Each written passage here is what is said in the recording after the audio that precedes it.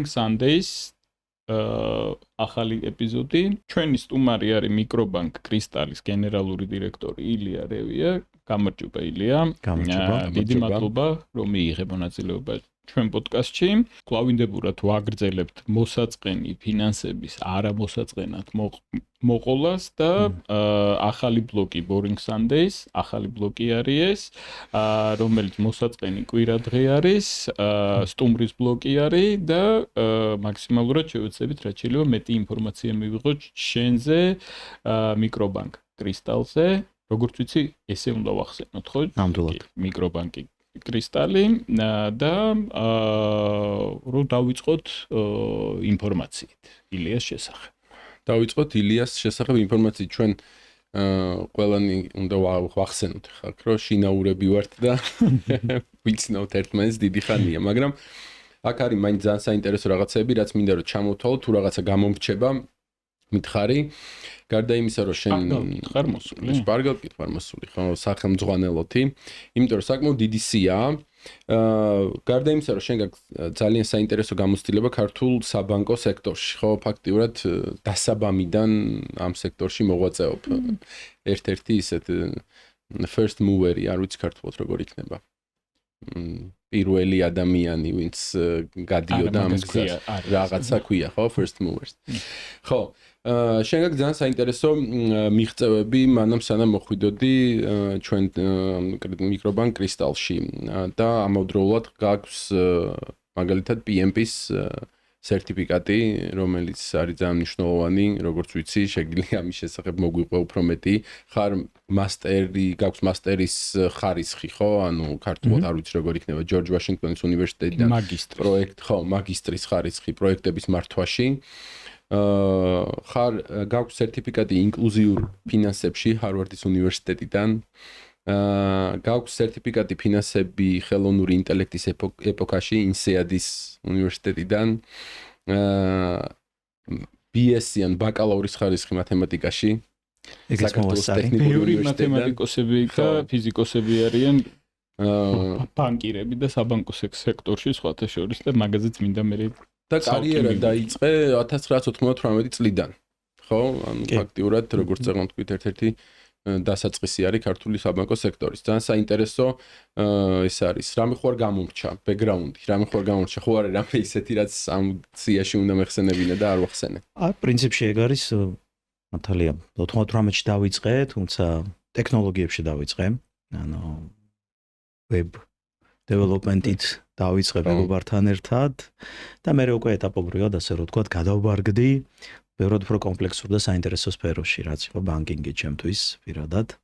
მაგრამ მიმართულება, რომელიც შერჩეული მქონდა, თავიდანვე იყო ტექნოლოგიები. ანუ ტექი ბანკებში. ხო, ეს იყო. შენ იყავი TBC-ში. მე იყავი საქართველოს ბანკში, საკმაოდ დიდი ხანი.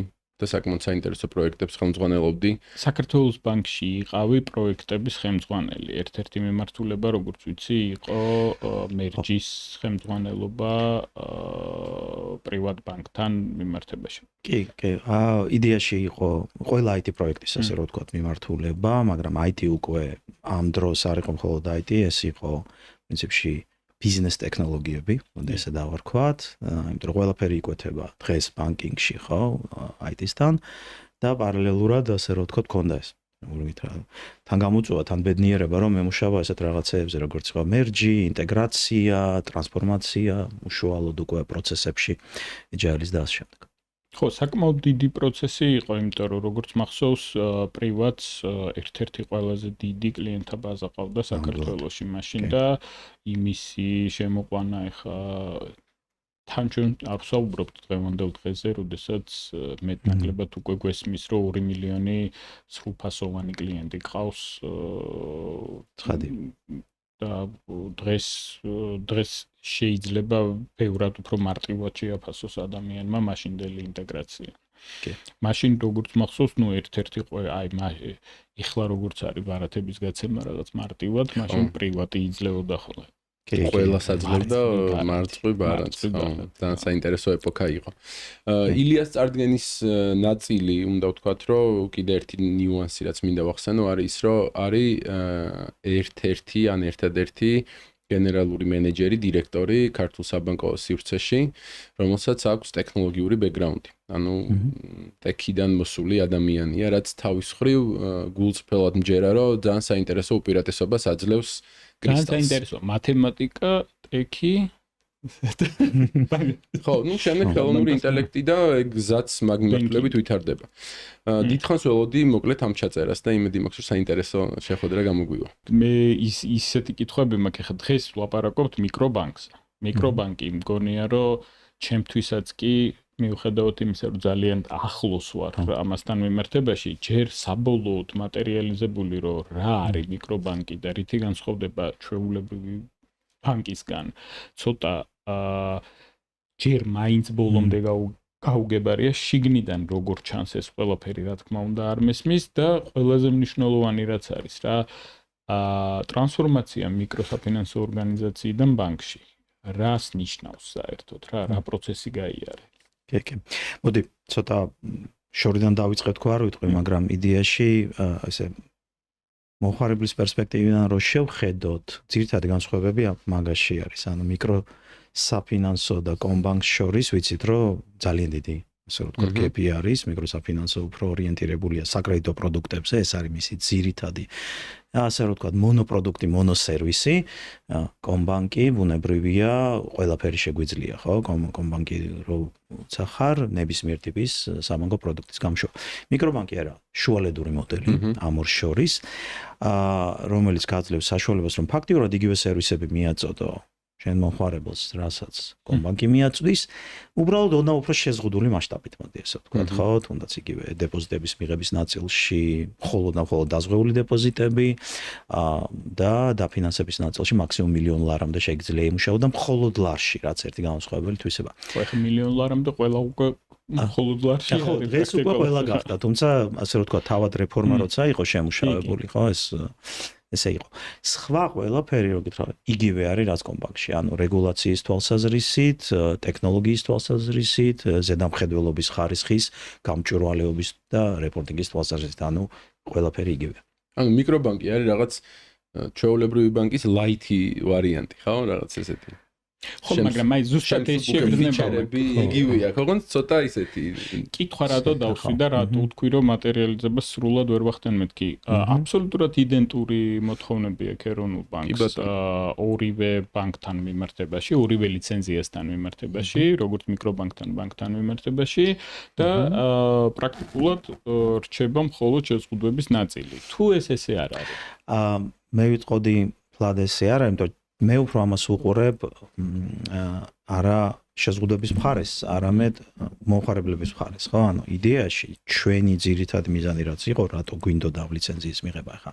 გარდა იმ ძალიან მარტივი ფინანსური მიზნებისა, რომ გინდა დეპოზიტების ბაზარზე შეხვიდე, რომ კონდეს უფრო იაფი დაფინანსება და მე ეს იაფი დაფინანსებით კლიენტამდე ჩაიტანო უფრო იაფ ფინანსურ პროდუქტებში.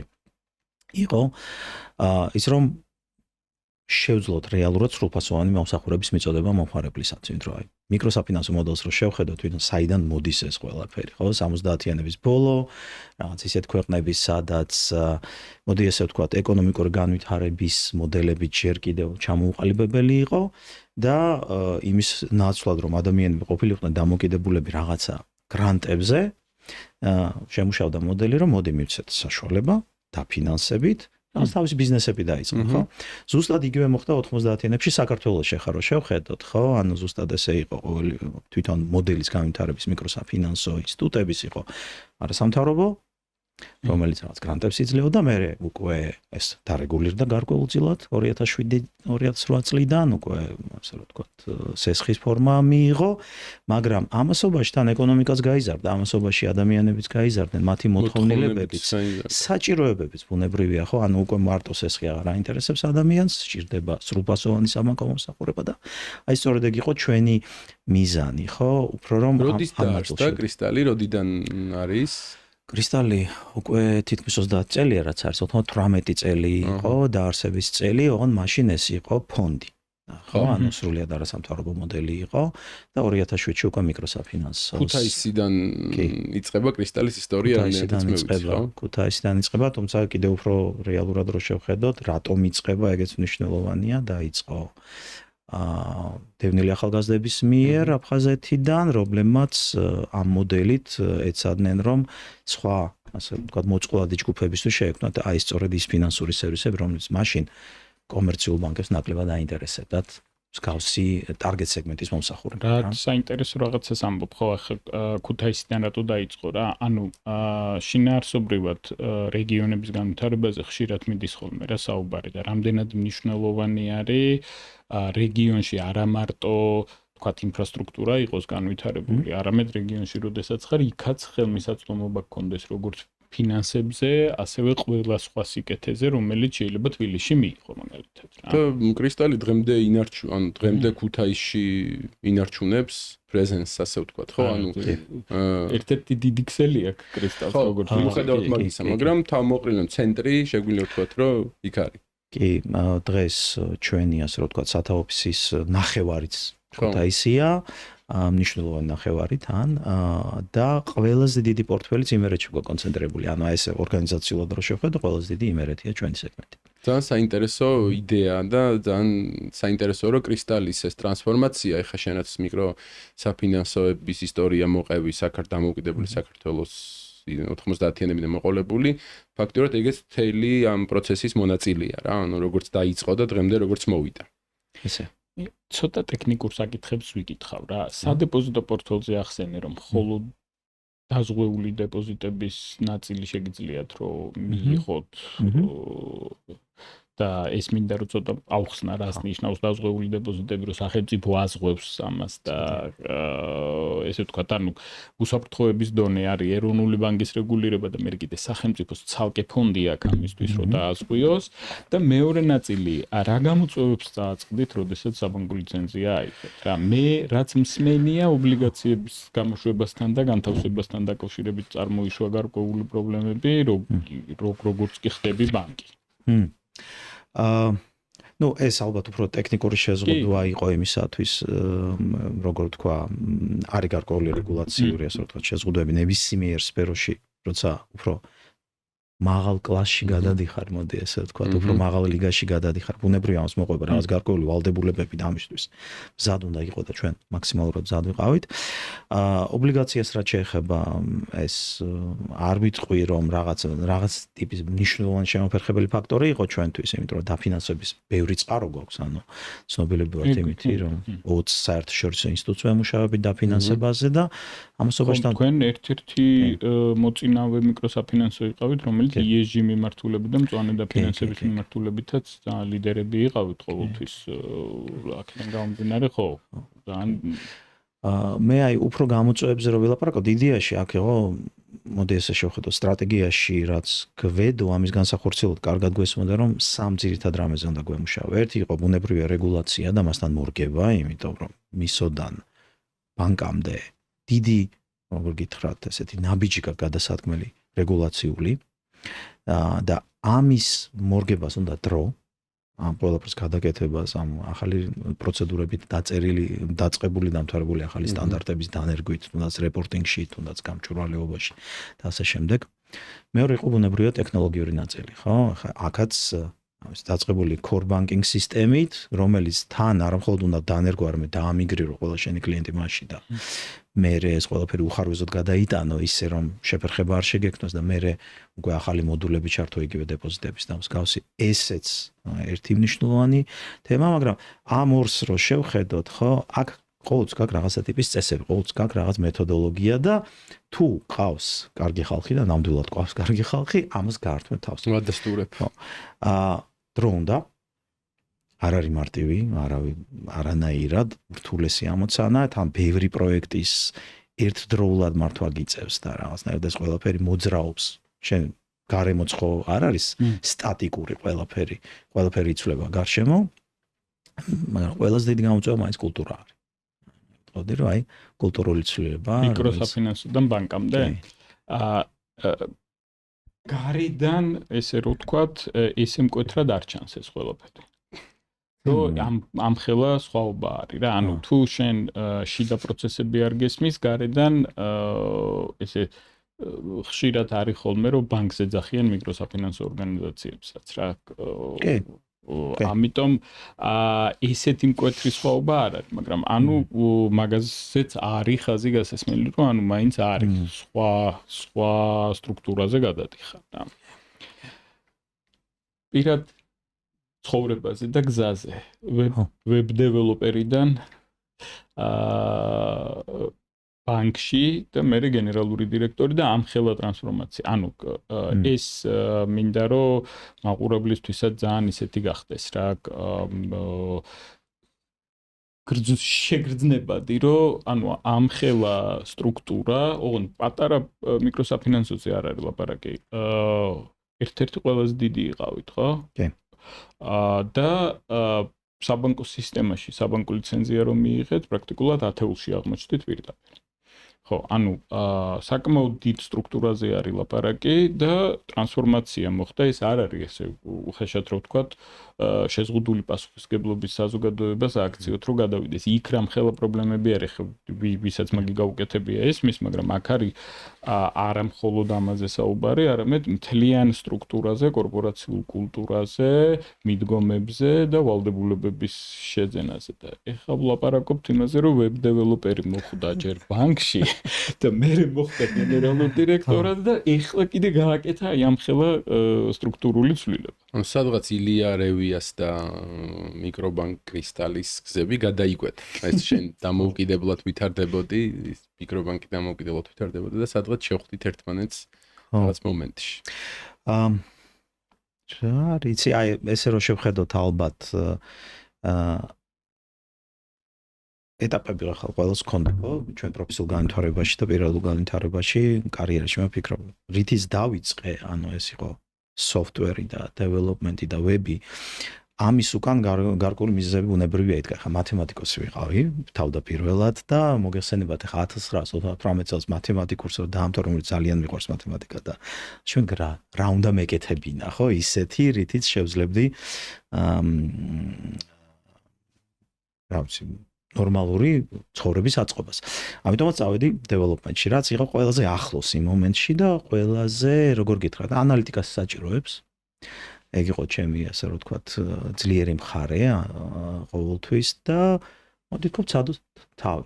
პრინციპში არც ის ურიგოდ გამოვიდა და ამან, რა ვიცი, ამოცანის დასმიდან დაწყებული და მთვარებული რაღაც მოთხოვნების ანალიზამდე ეს ყველაფერი ვისწავლე კარგად და მე უკვე პროექტების მართვისკენ გადავიხარე, იმიტომ რომ უკვე იქ მივხვდი რომ ანალიტიკა შვენიერია, კარგია, მაგრამ მარტო ამით ვერ ასე რომ ვთქვათ, მიაღწევ მიზანს, ხო, რაც გჭირდება, ხო, აქ უკვე ადამიანების თემა არის, ინტეგრაციის თემა არის, ბევრ ადამიანის ცოდნის და ეს მუდმივად ასე რომ ვთქვათ, მაინტერესებდა უკვე ორგანიზაციებში, როცა დავიწყე მუშაობა, როგორც არა დამოუკიდებელმა რაღაცა დეველოპერმა, მივხვდი რომ იქ ბევრად მეტი საინტერესო არის ეს კომპლექსურობა, როგორ მუშაობენ ადამიანები ერთად და როგორ იცვლებიან კომპანიებიც, ხო, ეგ იყო ჩემს ყოველთვის რაღაც საინტერესო, ერთიან მანქანად რო შევხედოთ ნებისმიერ საბანკო ინსტიტუტს თუ არა საბანკოს და ბანკი ერთ-ერთი ყველაზე კომპლექსური ინსტიტუტია ზოგადად ვიცით ხო, იმიტომ რომ რეგულირებული ბიზნესია.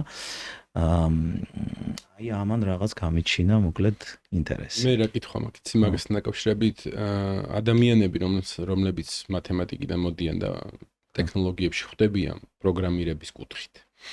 ძირითადად მაგზაზე რჩებიან, არაძი ეს არ არის სტატისტიკაზე დაფუძნებული, მაგრამ ბევრს ვიცნობ ეგეც, რომელსაც შემდეგ აი დღემდე უყვარს კოდის წერა. და არ ეშვებიან ამ კოდის წერას. სავარაუდოდ შენც იცნობ ეგეთ ადამიანებს და შენ რაღაც ეტაპზე და საკმაოდ სწრაფად როგორც ხვდები, შეიცვალე ეგ მხარე რა. ანუ აღმოჩნდა ჯერ TBC-ში, მე საქართველოს ბანკში, ოღონდ არა როგორც კოდს არ წერდი. კოდს უკვე აღარ წერდი. ხო, და აი ეგ გადაწყვეტილება რითი იყო განპირობებული, რატო შეიცვალე როლი?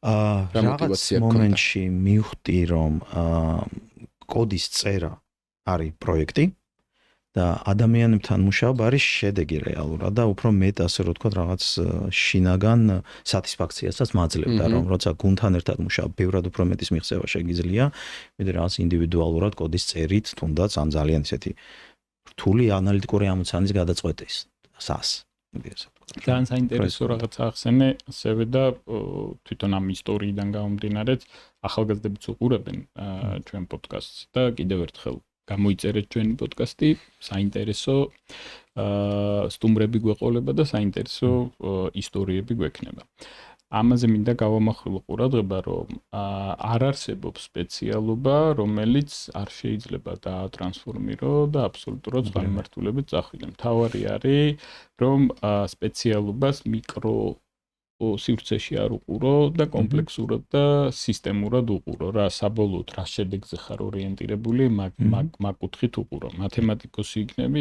ექიმი იქნები თუ სხვა მიმართულება გექნება. ანუ რეალობაში შენ დასაწყისშივე თუ ამას სისტემურად უყურებ, ყველა გზა გახსნილი გაქვს ყოველთვის რა. ეს ძალიან მნიშვნელოვანი ნაწილი არის ჩემი აზრით. კიდე ერთი კითხვა მაქვს ამ თემასთან დაკავშირებით, ეს შეგვიძლია მე ამოვწუროთ, მაგრამ საქართველოს ბანკში შენ მოგიწია საკმაოდ ისეთი სხვილ პროექტებზე მუშაობა, ხო? რაღაც ნაწილს მეც ჩემი თვალით შევესწარი. შორიდან გიყურებდი, მაგრამ მაინც. და ისე შორიდან საკმაოდ საშიშად ჩანდა, დიდი პროექტები იყო და ესეთი რთული და კომპლექსური, ხო? რამაც ძალიან დიდი ზეგავლენა მოახდინა საქართველოს ბანკზე, იმ ეტაპზე, როცა შენ იყავი. რა, დარწმუნებული ვარ, რომ ძალიან დიდი გამოცდილება მიიღე მანდ. და კრისტალის ნაწილს რომ მოუბრუნდეთ, ხა მაინტერესებს, როგორ ხდება ძალიან დიდი ბანკის, იმიტომ რომ საქართველოს ბანკი ძალიან დიდია და იქაური დიდი პროექტების გამოცდილების გადმოთარგმნა აქ, იმიტომ რომ ხა შენ რასაც ყვებოდი კრისტალთან დაკავშირებით ამ ტრანსფორმაციის თემაზე, ხო დარწმუნებული ვარ, ეგ გამოცდილება ძალიან გადგება. კი, მართლაც ამბობ, ანუ ის გამოცდილება იყო, აი მართლა ესეთი სკოლა რა, მოდი ასე ვთქვათ, სერიოზული, თავის სკოლათან კი სკოლა იყო რა. ძალიან დიდი გამოცდილება იყო, ბევრი პრიორიტეტი, ბევრი პროექტი და აი ამ ყველაფერს ეს ყველაფერი როგორ ეხმარებოდა ორგანიზაციას, რომ თავის შედეგისთვის მიიღწია, იყო ჩემს ყველაზე მნიშვნელოვანი, ასე რომ ვთქვათ, აღმოჩენა, რომ შენ მარტო ერთ რაღაცას კი არ აკეთებ და ჭანჭე კი არ ახარ მანქანის. თუნდაც მნიშვნელოვან პროექტს აკეთებ, მაგრამ ეს ყველაფერი სინერგიაში როგორ ეწყობა და სტრატეგიას როგორ ახორციელებს. ხო? იმიტომ რომ რეალურად ხო პროექტისთვის არ აკეთებ ახლა ვერთო ჩემო და რაღაც დიდის დედლაინში ჩასატევად ხომ არ მუშაობ. ესე ვთქვათ. არა, ხო, ანუ რეალურად შედეგზე ფიქრობ ასე დროს. ეს იყო ჩემს ყველაზე ისეთი რა, მნიშვნელოვანი თემა, რომ როგორ მოვახდინოთ ორგანიზაციული ცვლილებები პროექტების გავლით, ხო? ანუ რეალურად აი მაშინ იყო ამ კუთხით დავინახე ეს ყოველივე. მე ეს დავატრანსფორმირე უკვე აი ამ ახალ როლში, რომელიც ხა ბუნებრივია ძალიან სერიოზული გამოწვევა იყო ჩემთვის. ხო, ეს საინტერესო როგორ დათანხმდი მაგას. ადვილად მიიღე გადაწყვეტილება? არც ისე ადვილად, მაგრამ რაღაც მომენტში ვიგრძენი, რომ ალბათ ეს იქნებოდა ძალიან საინტერესო გამოწვევა. და მაგიტომაც დავთანხმდი და პრინციპში ძალიან კარგი გუნდიც ხდებოდა, ეგეც ვიცოდი, ხო? შესაბამისად ის თუ სკოლა იყო, უნივერსიტეტში გადახვედი. შეიძლება ესე ითქვას, კი. ეგრე გამოდის. ხარისხს იცავ ხა. ძალიან საინტერესოა. მიკრობანკის ნაწილთან დაკავშირებით რა, ეხლა სულ რო გვესმის რაღაც მიკრობანკი მაინც ახალია. ძალიან ახალი არის, ახალი ლიცენზია, ახალი მიმართულება არის. მომხმარებლისთვის რას ნიშნავს რა? ანუ მე ვარ მომხმარებელი, რას ნიშნავს ჩემთვის? რაიმე შეზღუდვები მაქვს, რაღაცებს ვერ მარტო მიკრობიზნესისთვის არის, თუ რას ნიშნავს ეს? არა, მარტო მიკრობიზნესისთვის არ არის, თუმცა ძირითად სეგმენტად მაინც მიკრობიზნესი დღეს არის. ხო, ნიშურად შეიძლება არჩეული გაქვთ, მაგრამ ანუ შესაძლებლობა გაქვთ. შესაძლებლობა არის აბსოლუტურად გახვიდე, ასე რომ ვთქვათ, მცირე ბიზნესზე, მოდი ესე ვთქვათ, საშუალოზე, კორპორაციებს ვერ მოემსახურები ბუნებრივი შეზღუდვების გამო. თუ დეპოზიტების მარტო მიკრობანკის შეზღუდვა არ არის კაპიტალის მოთხოვნიდან გამომდინარე, ახლა შესაძლებელია მცირე კაპიტალის ნაწილში მცირე ბანკიც ვერ მოემსახუროს ამიტომ, ხო. კი, ესეა. და დარჩენ ყველაფერი იგივე არის, მოდი ესე ვთქვათ, რა შეგიძლია ანგარიშიც მიაწოდო კლიენტს საბანკო, რომელიც თუ გინდა დეპოზიტიც მიიღო, ბარათიც მიცე, აბსოლუტურად გამოუშვათ. გადარიცხვაც გაუკეთო. ყველაფერი. ანუ არანაირი განსხვავება არ არის, გარანტიაც შეგიძლია გააკეთო, აკრედიტივით შეგიძლია გააკეთო. მოკლედ, რაც გინდა სულოდა გულო, მოდი ესე ვთქვათ. მაგრამ ძირითადად მცირე და საშუალო ბიზნესზე ხართ ორიენტირებული. იდეა ეგ არის. სამომხმარებლო სესხები, სამომხმარებლო კლიენტები. სამომხმარებლოს საშუალება გვაქვს. მიმდინარე ეტაპზე კოვენანტი გვაქვს ოღონდ თვითონ მიკრობანკების კანონში დევს, რომ 50% უნდა იყოს მაქსიმუმ სამომხმარებლო და თუ არ მეშლება ლიცენზიის მიღებიდან 2 წელიწადში 70% არის ვალდებულება. შესაბამისად მიკრობანკის იდეა თავისი არსით არის უფრო რომ ბიზნესზე და აგროზე ორიენტაცია. ანუ რეგიონალური ფოკუსი გაქვს. ბუნებრივად გაქვს, იმიტომ რომ აგროში აქტიურად უნდა იყო. და არის კიდევაც იმერეთში ყველაზე დიდი პორტფელი ამ შემთხვევაში. თუმცა მთელ საქართველოში ხარ გაშლილები, როგორც ვიცი. ოკუპირებული რეგიონების გარდა ყველგან ვართ. ჯერ და იმედი მაქვს მანდას ოკუპირებული აღარ იქნება. ხო, მაგას რომელ მომენტს გამოყოფდი მიკროსაფინანსო ორგანიზაციიდან ტრანსფორმაციის პროცესში, აი კონკრეტულ რაიმე მომენტს ხوار გამოყოფდი. ბევრი მიკროსაფინანსო არის, მე ეჭვი მაქვს რომ ბოლო ინიცირებული რეგულაციების მერე ცოტა გამსხვილებასაც მივიღებთ მიკროსაფინანსო სექტორში. აქედან გამომდინარე, შესაძლებელი ვინმეს ამბიციაც გაუჩნდეს, რომ გადმოვიდეს მიკრობანკად.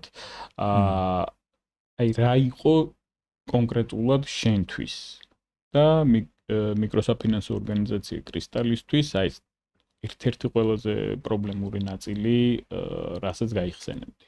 კულტურული გასაგებია ეს მნიშვნელოვანი ნაწილი, რომ აი აბსოლუტურად სხვანაირად ხედავ ყველაფერს გასაგებია, მაგრამ აი კონკრეტული ნაწილები თუ იყო, რომელმაც შეგაფერხათ დროში, შეგაფერხათ რაღაცა მაშინ რომ აი მნიშვნელოვანი ცვლილებები გამოიწვია. თუ არის ესეთი. ესე რაღაცა ძალიან მარტო ერთს ვერ დავასახელებ, იმიტომ რომ რეალურად პროგრამა იყო მთელი რა. 85 პროექტი გავაკეთეთ, ანუ რომ წარმოედგინოთ ჯამში იმისთვის, რომ სინქრონულად გავსულიყავით რეალურად ბაზარზე ლიცენზია არ მხოლოდ მიგვიღო, არამედ მე აგვემუშავებინა კიდეც მიკრობანკი, ხო? ანუ ეს მომენტი იყო, მაგრამ ბევრი რამე იყო, მოდი ესე ვთქვათ, დამოკიდებული იმაზე, თუ რამდენად კვალიფიციურად და კარგად მოაგროვებდი დოკუმენტაციას ლიცენზიისთვის, იმიტომ რომ ძალიან მნიშვნელოვანი არის ეს ყველაფერი, ანუ სალიცენზიო პროცესი არ არის მარტივი ამბავი და სერიოზულად უნდა მიუდგე რეგულატორის მოთხოვნებს, ბუნებრივია. მეორე იყო თვითონ რისკების მართვა, ხო? იმიტომ რომ რისკების მართვის შარჩო უნდა შეცვალო რადიკალურად, წარმოიდგინე ერთ პროდუქტზე მუშაობ, სესხი. და სესხის ლიმიტზე ფიქრობ, საკრედიტო რისკებზე ფიქრობ, ბუნებრივია საოპერაციო რისკებზეც ფიქრობ, მაგრამ ეხლა უკვე გადადიხარ სხვა ველში, ანუ ბევრი რაღაცა გემატება და გემატებათან ისე რომ ჯერ ამის გამოცდილება არ ქონია. ხო, ანუ ეს იქნება ანგარიში, იქნება გადარიცხვა, იქნება ბარათი, რა ვიცი, ინტერნეტ ბანკი, მობაილ ბანკი, ოპენ ბენკინგი და ასე შემდეგ და შემდეგ. ეს იყო ერთი მნიშვნელოვანი სამუშაო ძალიან და მე სამუშაო მართლობა და გადაწყვეტილებების მიღება. ხო, თან ამ ხელა სტრუქტურაზე ვლაპარაკობთ, ხო? ანუ ერთ ადამიანზე არ ვლაპარაკობ, რომ ანუ ილიას კი ქონდა გამოცდილება აქ პროექტების მართვაში, მაგრამ იქ ადამიანებზე არის საუბარი დიდ რაოდენობა. რამდენი ადამიანი მუშაობს კრისტალში? 1040 თანამშრომელი გვყავს ახლა. 1040 თანამშრომელზეა საუბარი, რომელშიც ბოლომდე უნდა დაიყვანო, რომ შენ მიკროსაფინანსო აღარ ხარ და ხარ ბანკი, რომელსაც ანგარიშიც აქვს, ბარათიც აქვს და კომპლექსურად უნდა შეხედო უკვე კლიენტს და KPI მარტო იმაზე არ არის აწყობილი, სესხი რამდენი გაეცი და ვადაგადაცილება გქონდა თუ არა. ყველაზე მეტად მე ამ პროცესში 85 თქვი ხო პროექტი, ამ პროცესში მინდა შევაქო თუ რა ქვია წარმოვიდგინო პროექტების მართვის გუნდი და პროექტის მენეჯერები, ვინც არიან თქვენთან რა რთული პერიოდი გაიარეს. კი. ნამდვილად და გადიან ალბათ ეხლაც, იმიტომ რომ როგორც ვიცი, ისევ აქტიური რაღაც ტრანსფორმაციის პროცესი მიდის დღესაც. კი, ტრანსფორმაციას რო დაიწყებ, ვერასოდეს ვერ ამთავრება, სულ მიმდინარე პროცესია ნამდვილად. ნუ რაღაც ეტაპი დამთავრდა, ხო, ეხლა როგორც ხდები ერთი და ეხლა იწყება მეორე, ანუ უფრო ისეთი. მანდ დავაზუსტებდი კლავინდებურად რა ისე რომ რა სპიქრობ, ანუ რა შეიძინა ბანკის ლიცენზიით და რა დაკარგა მიკროსაფინანსო ლიცენზიის არ ქონით. მე არაფერი არ დაუკარგა. არა, დაკარგა რომ მე? ხო და არ ვიცი. თანაკარგს ალბათ არ ვიტყოდი ნამდვილად რომ რამე დავკარგეთ, ხო? იმიტომ რომ იდეაში პროცესები ბუნებრივია იცვლება ესე დროს, მაგრამ უფრო დისციპლინირებული პროცესები ხდება, უფრო მდგრადი პროცესები და უფრო ასე რომ ვთქვათ, შენს თქვი ხო, KPI-ები გეცვლება, იმიტომ რომ მარტო სესხზე და პორტფოლზე არ ფიქრობ, ფიქრობ კომპლექსურად მომხმარებელზე, კლიენტზე, კიდევ რა უნდა მომხმარებელს და შეგიძლია თუ არა დააკმაყოფილო ყველა ეს მისი მოთხოვნა, სურვილი და ასე შემდეგ. შეძენას რაც შეეხება, აი ეგ არის ყველაზე მნიშვნელოვანი თემები, ხო? რეალურად ეს არის ეს ჰოლისტიკური მომსახურების ნაწილი. ხარებლის რომ რეალურად შენ თუ ვერ მიაწვდი საბანკო სერვისებს, ხო? ადრე თუ გვიან შენი მომხარებელი წავა სხვაგან. ხო? და აი ეს იყო ჩვენი ძირითადი ჩელენჯი, ეს უნდა გადაგვეწყვეტა. კი, ძალიან კარგი ნდობა მიკროსაფინანსო სეგმენტში, ძალიან მაღალი NPS-ი ჩვენ მომხარებლებთან, მაგრამ შენ თუ იმგივეს ვერ მიცემ, რასაც მისცემენ სხვები, კარგად ვიცით, ხო? არჩევანის თემა და რა ვიცი, mobile banking უნდა რა, ხო? ყველაფერი უნდა დღეს და ციფრული სერვისები, ციფრული მომსახურება ყველას უნდა ბუნებრივია.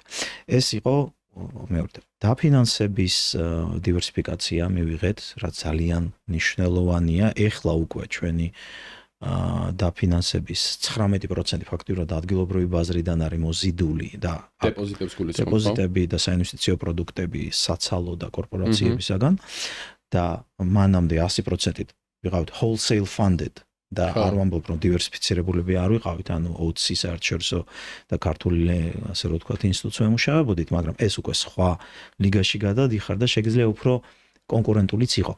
ხო, ანუ დაფინანსების ფასებსაც ეს ეთყობა ეტაპობრივად და რა ვიცი, ხა ერთ წელიწადში ცოტა საუკრეფი ამხელა დაფინანსება. ანუ ფაქტიურად ჩვენ პირველი დეპოზიტები გავუშვით შარშან ივნისში და უკვე 19%-ზე ავიდა ეს დაფინანსება. ნდობას მოკლედ აჩვენებს კომპანიის მიმართ. კრისტალმა ბევრი რამე შეიძინა, მაგრამ ეხლა დავფიქრდი, რომ ქართული საბანკო სექტორისთვის ის იყო შეშფოთებული უყურებდნენ რა, შემოვარდა ბაზარზე ახალი მოთამაშე, რომელმაც უცებ დაკრედიტება დაიწყო, უცებ არათების გაცემა დაიწყო, რომელიც ისედაც იყო. ეს ხوار იყო აბსოლუტური ნიუკამერი რა, ბრენდი იყო, ნდობა ქონდა, თავისი ნიშური დიდი კომპანია ხო, ანუ ეს კლიენტების ბაზა, რომელიც რაღაცნაირად გიყურებდათ როგორც თავის მეგობარს რა. და ეხლა კიდევ უფრო კაი მეგობარი გახდი, ანუ კიდევ უფრო მეტი რაღაც მიცემა შეგიძლია.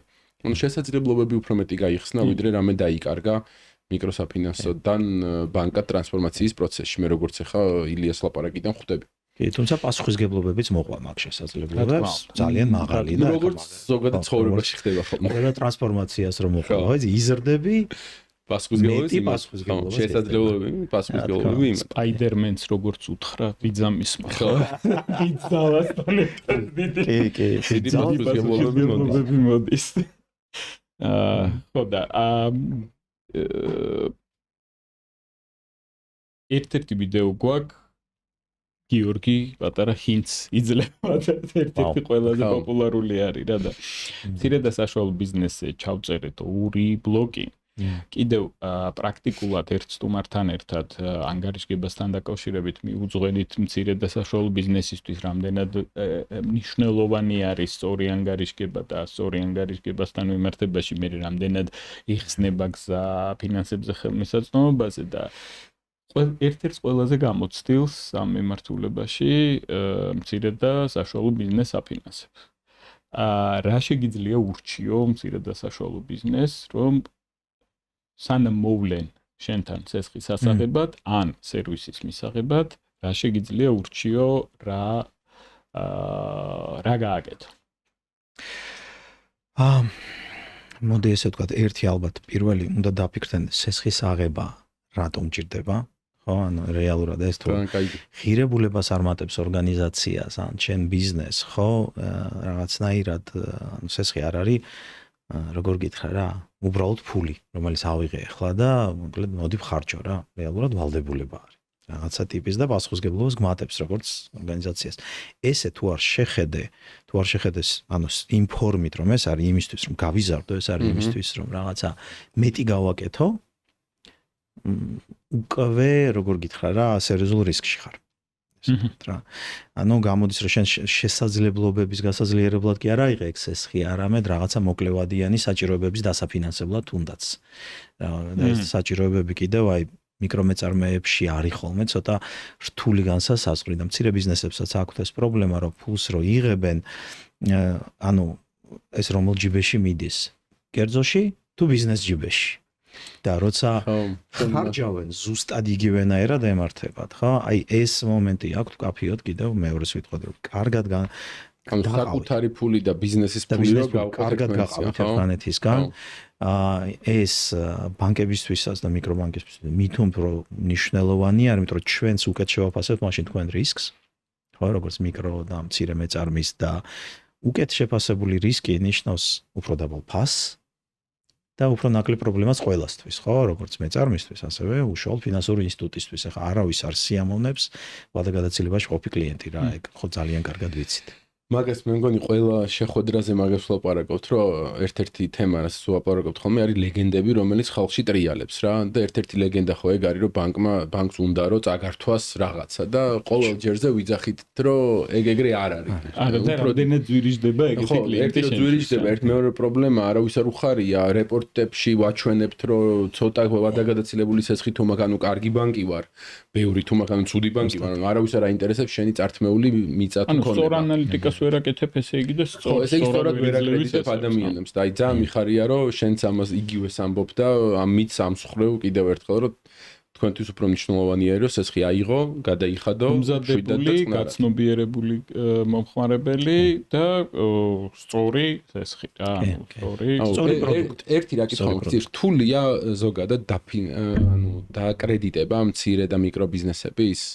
საკმაოდ ეხლა როგორც ჩვენ ყვებოდი ამას რა როგორი შთაბეჭდილება დამრჩა იცი რომ აი არასხვავებენ ერთმანეთს ანუ ისეთი რჩევა მიეცი რომ თითქოს ეს პრობლემაა რომელზეც თქვენ სულ გიწევთ შეჯახება რა შენ არ თქვი შენ თვითონ ისო რომ იღებენ პრადოს ყიდულობენ ხო მე ვთქვი და ანუ მაინტერესებს ახლა ილიასგან ეს როგორ ჩანს საკმაოდ რთულია და ეს არა მარტო ჩვენი გამოწვევა არის ჯამში სექტორში არის ანუ თან ჩვენთან ხო ბევრი ესეთ ბიზნესი ფორმალიზებულია არ არის მაინც რაღაცა შპს მეწარმე რეგისტრირებული საგადასახადო და მსგავსი კომპონენტებით ამიტომაც ხშირად უშუალოდ ფინანსური ინსტიტუტს რომელიც ამ კლიენტს ემუშავება უწევს აი ამის დაალაგება და მოწესრიგება ხო რაღაცნაირად შესაბამისად თუ არ გაქვს სწორი რისკის შეფასების მეთოდოლოგია ახლა ეს ადამიანი თუ მიკრომეწარმე თუ ინდმეწარმე ახერხებს თუ არა აი ამ ასე რომ ვთქვათ არაფორმალურ ნაწილი როცა აქვს თავის შემოსავლებში ძალიან დიდი და რაღაც არა გაქვს რეპორტები მაინც და მაინც მომზადებული თუ ამას ვერ აფასებს სწორად ის შესაძლებლობა რომ ამ ადამიანს მის სესხი დაკარგული გაქვს ჩათვალე და ის შესაძლებლობა მასაც აქვს დაკარგული რომ გაზარდოს თავის ბიზნესი ამ დაფინანსებით ხო ეს არის ერთ-ერთი მნიშვნელოვანი გამოწვევა მე ვფიქრობ კიდევ ერთხელ არ არის მარტო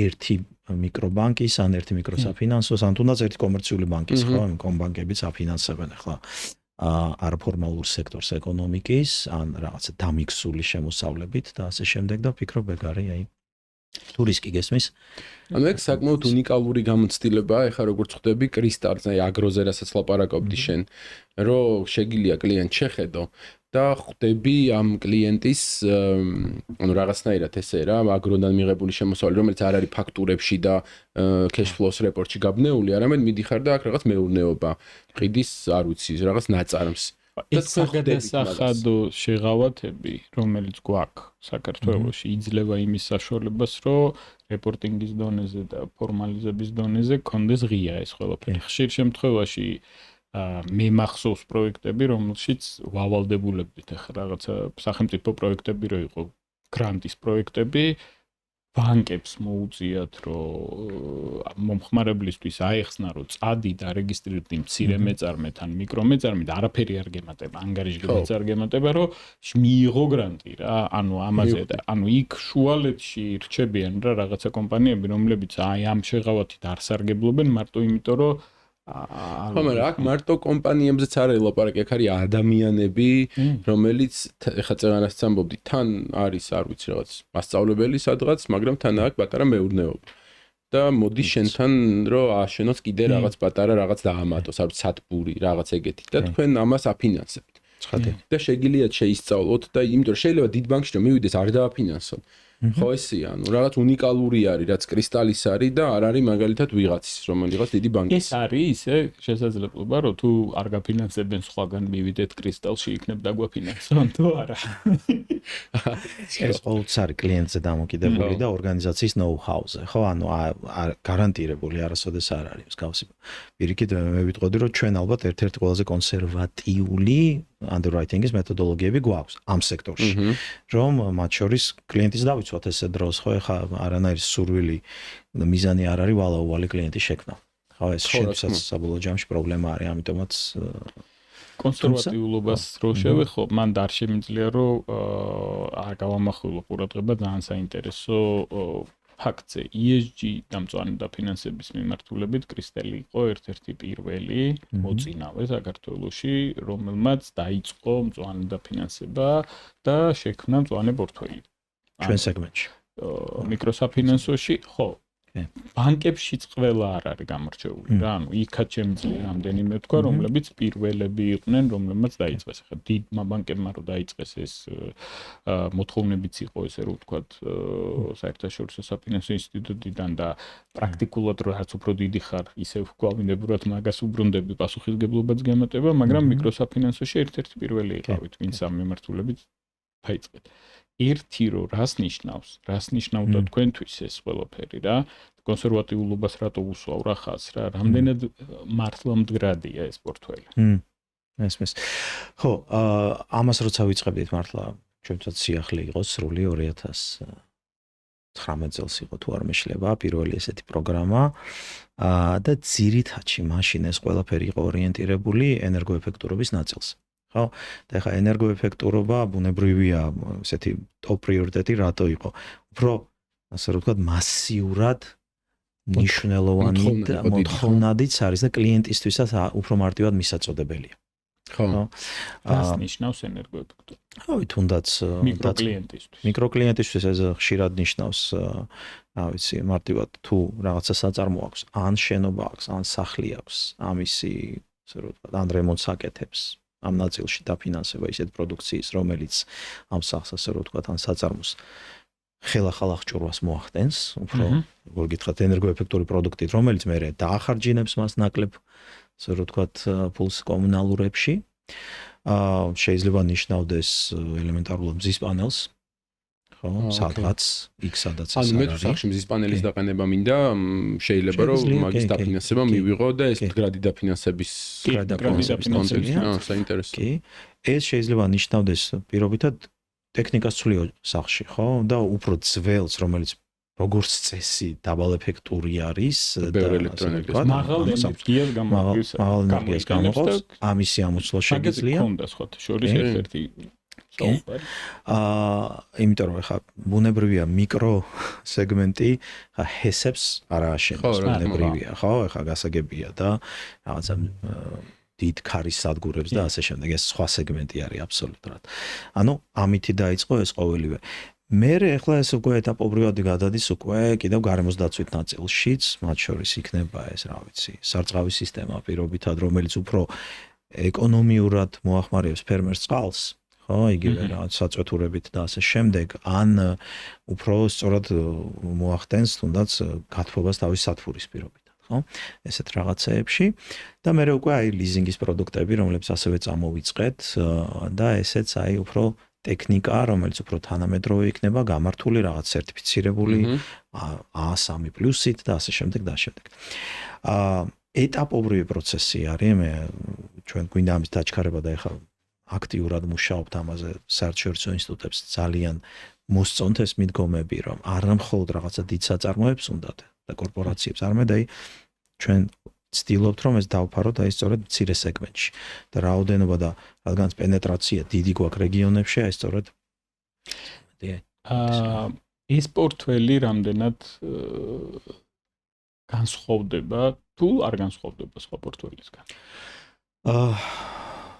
არსებითად დიდი განსხვავება არ არის, მეტი რეპორტინგი გიწევს ბუნებრივია, იმიტომ რომ უნდა დაასაბუთო რომ ეს მართლა ასეთია, მართლა მიზნობრიობა სწორია, მართლა ეს პროდუქცია რომელიც იყიდა მოხარებელმა და ასე რომ ვთქვათ, დააფინანსა შენი ფულით, მართლა ენერგოეფექტურია, მართლა მწვანეა, მართლა მდგრადია.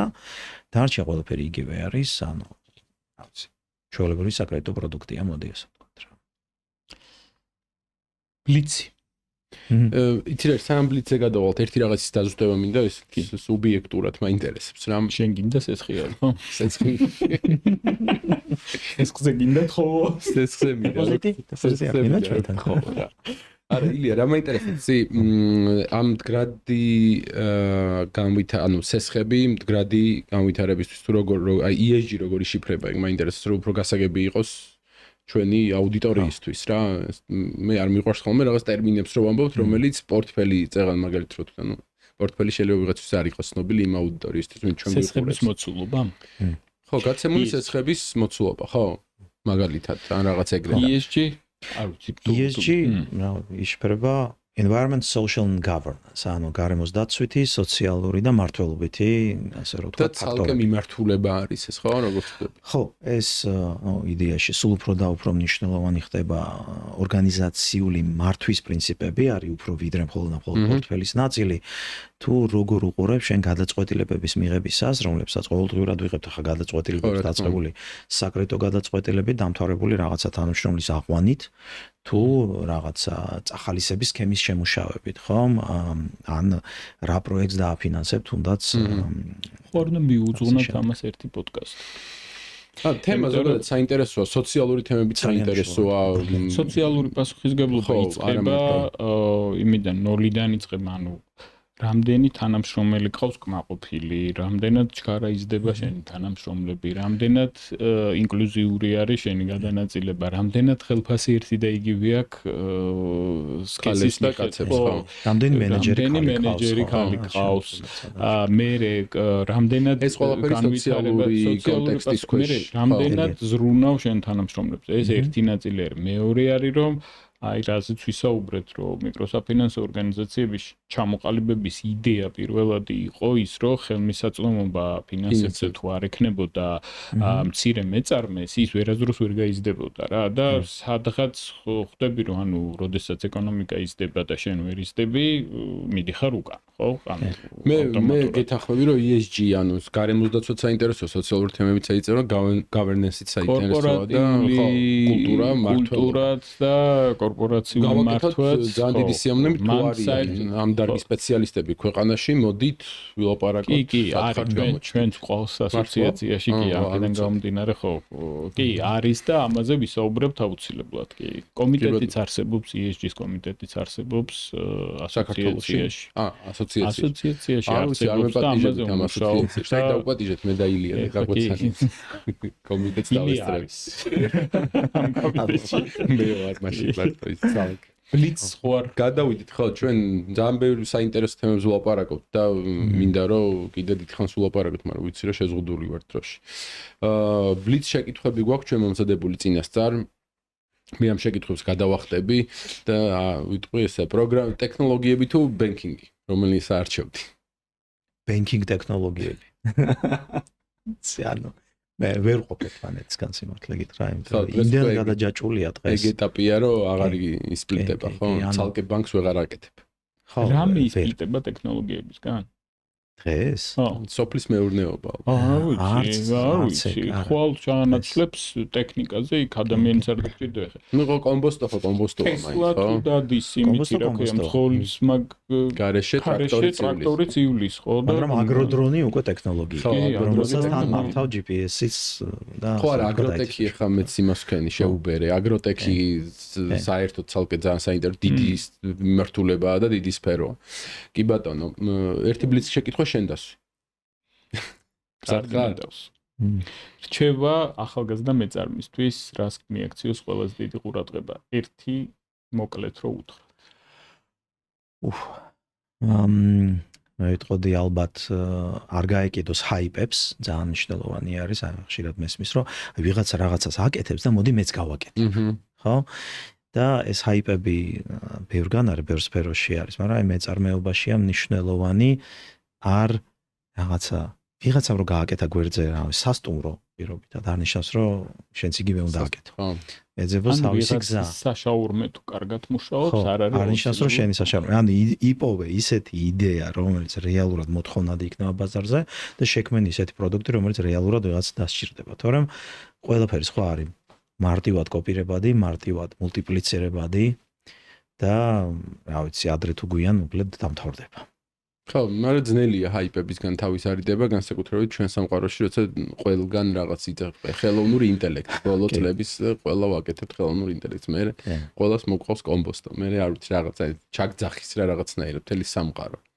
ხო, აი ის იყო სხვათა შორის რთულია, მაგრამ შეწინააღმდეგება რა მართლა გეუბნები. ხო, აგროშიც ხო ესე იყო, ერთი პერიოდი აი გაავარდა და ყველა რაღაც მოცვი მოყავდა. მოცვი, ნუში რაღაცეები და მე აღმოჩნდა რომ კი, ძალიან კაია, მაგრამ ეს ესეთი ჰაიპი არა, მოცვი გჭირდება ყველაფერი, მაგრამ იმას რთული ეკოსისტემა ჭირდება და ეხა ამ ხელასთვის საერთოდ ვარ თუ არა მზად, არავინ არ იცოდა. გრძელში ძალიან კაი არის და იქნება, მაგრამ ნუ ეს მოკლეში კლავდეგრე ვერ იმუშავა რა. უნდა დავასრულოთ სამწუხაროდ. ერთი კითხვა დამრჩა რა, ძალიან გთხოვე, 5 წუთს ვყიდულობ, მე ვაფინანსებ. მე მაინტერესებს რამე წიგნი ან რამე ისეთი საკითხავი ლიტერატურა, რომელსაც ჩვენ შეგვიძლია ურჩიეთ. შეიძლება ვიდეოც. ანუ აი TED-ი რაღაცა პოდკასტი რამე. პოდკასტი რამე. რომელიც შეგვიძლია შენ რო ურჩიო ადამიანებს, რომელსაც აი ეს მენეჯერული აზროვნება უნდა რომ ჩამოყალიბდეს. ანუ რაღაც მაგ მიმართულებით, მენეჯმენტის მიმართულებით. უნდა რომ კომპლექსური ხედვა დაიწყოს. არის რამე ისეთი თემები, რომელსაც შენ დღეს იყენებ, იმიტომ რომ ხო თქვი რომ მუდმივ ტრანსფორმაციაში ვართ ყველანი. კი. რავი, მეციგნებ ბევრია ალბათ. ხო, ნუ რაც გაგახსენდება. ყველაზე ისეთი რამაც შემზე თავის დროზე იმოქმედა. პროფესიულად იყო პიტერ დრუკერის effective executive, ესე ქვია, რომელიც მე მინდა რომ აქ ქვემოთ გამოვიდეს ამ წიგნის ხდა თუ შეიძლება რომ აი აქ ჩარჩოში ჩასვათ რა. რომელიც უფრო აი გადაწყვეტილებების მიღების მნიშვნელობაზე აკეთებს ორიენტაციას და რომ რეალურად ამ გადაწყვეტილებებით თქვი მომავალს და indecision-ი არის სიკვდილი, მოკლედ ნებისმიერ ორგანიზაციაში მithubat რომელიც უნდა შეცვალო, ან იცვლება შენთან ერთად, ან შენც უნდა შეიცვალო, ერთი ეგა. პირადში ვაუ. ანუ არა პროფესიულ ნაწილში ბავშვობიდან არ ვცვლი მაგაზს, პატარა უფლისწულზე უფრო მაგარი წიგნი, ჩემთვის პირადად არ არის. და ესეც თუ შეიძლება რომ გამოვიტანოთ და აქეთ. ეგზუპერის რატო? იმიტომ რომ რაც არ უნდა ასე რომ ვთქვათ როგორ გითხრა, გადაწყვეტილებების მიღებისას არ უნდა დაგავიწყდეს ადამიანური ფაქტორი. რომელიც ძალიან მნიშვნელოვანია და ტრანსფორმაციისა შეიძლება ბევრი ცვლილება იყოს არაკომფორტული ორგანიზაციისთვის ჯამში, არაკომფორტული ბევრი ადამიანისთვის, მათ შორის საკუთარი თავისთვისაც და ეს არ უნდა დაივიწყო რა არასოდეს რომ აქ უკან ყოველთვის ადამიანები ვართ. კი, ადამიანები ვართ და ხო, შორის ეს ციგნი იყო, რომელიც მამაჩემს არ უყვარდა ხოლმე რაღაცების რო გაძალებდა რა რაღაცებს რა ეს ან ისწავლე ან რაღაცები და ეს იყო ერთადერთი წიგნი რომელიც ერთი 100 ჯერ აქვს ესე რომ სუპატარა რო ვიყავი მე რაღაცა ეტაპზე ისევ შემომიბრუნებდა ხოლმე აი ეხა წაიკითხეთ მე ერთ-ერთი ნამდვილად გეთანხმები რომ ხო ტრანსფორმაციისთვის ძალიან მნიშვნელოვანი წიგნი არის რა კი ორივეს უწევ რეკომენდაციას და ჩვენი მაყურებლებიც თუ გადახედავენ დარწმუნებული ვარ ბევრს წაკითხული აქვს მაგრამ მაინც არ იქნება ცუდი ორივე წიგნის ბოლო კითხვა უნდა დავსვა და ალბათ ისეთი არის რა ქვია მაინც ჰიპოთეტურია მაგრამ ასევე მიზნებს ეხება რა სად ხედავ კრისტალს 5 წლის შემდეგ სად თუ როგორ ანუ სად ვინ არის კრისტალი 5 წლის როგორია ხო მე ვფიქრობ უნდა ესე ვთქვათ მისი არ გვეცვლება ეგ არის ძალიან მნიშვნელოვანი მთელი ორგანიზაციისთვის და მისი გუნდისთვის რომ დავეხმაროთ აი სწორად იმ ჯგუფს ადამიანებს ეს არის მეწარმეები ძირითადში მცირე მიკრო მეწარმეები ზრდაში დავეხმაროთ რითი ახლა ჩვენ ბუნებრივია საფინანსო ინსტიტუტი ვარ პირველ რიგში კაპიტალს ვაძლევთ ადამიანებს რომ გაიზარდონ მეორე მარტო კაპიტალს ვერ უყოდი ხა ბანკების და მიკროსაფინანსოს როლი ხშირ შემთხვევაში მიკრობიზნესის მოწესრიგებაში და ცოდნას ვამატებთ ამას ესეც ჩვენი მისიის ნაწილია და უნარებს ვამატებთ კიდევ ხო გარკვეულწილად და ეს გასაძლიერებელი სულ მუდმივად გვაქვს და გვინდა კიდევ მეტი მიცეთ ანუ მისი არ გვეცვლება იგივეს ვაგრძელებთ უბრალოდ ვაგრძელებთ უფრო ტექნოლოგიურად ანუ მეტი ასე რომ ვთქვათ გადაწყვეტილებების მიღების საშუალებები გვაქვს მონაცემებზე დაფუძნებით ეგა უფრო ახლოს ჩვენ კლიენტებთან, იმიტომ რომ მე არ მგონია. მიუხედავად რომ IT-დან მოდივარ, რომ არ იქა და გაქრება ადამიანური კომპონენტი ურთიერთობაში, არა, ფინანსები პირველ რიგში ნდობა და ეს ნდობა იცვლება მე ასე რომ ვთქვათ მონეტარულ ნაწილში, ხო? ანუ შენენდობი მომხარებელი გენდობა შენ და ადამიანური კომპონენტი გინდა უბრალოდ უფრო ეფექტური უნდა გახადო ეს ადამიანური კომპონენტი და მეტი ტრანზაქციები ბიგი არა და როგორ თქვა ეს ურთიერთობები უფრო მოწესრიგებული და უფრო მაღალ დონეზე გადაყვანილი. და რავი, წარმატებული ბუნებრივია ფინანსურად და მდგრადი, ხო? ამაზე ორი აზრი არ არის, რომ ყველა ფინანსური ინსტიტუტი ამისკენ მიიღწევთ და ვართ კიდეც, მაგრამ კიდევ უფრო გვინდა. და საინტერესოა. კრისტალის მისია, სხვათა შორის მართლა გულშვილობ გეუბნები, არის ერთ-ერთი ჩემთან ორგანიზაციები ხო არის რა, mission vision რო უწერიათ ხოლმე რა. ანუ ვერ აღვიქო რა, გულშვილობ გეუბნები. უმეტესწილად რას ლაპარაკობენ არ მეხსოვს. ან თქვენი მისია არის ერთ-ერთი რომელიც მართლა მესმის. ანუ გასაგებია ჩემთვის რა, და შენ ვთქვი 5 წლის მერე იგივე მისიით გავაგრძელებ ცხოვრებას. ხო, არ აქვს მნიშვნელობა ვინ იქნება. ძალიან საინტერესოა ეგ.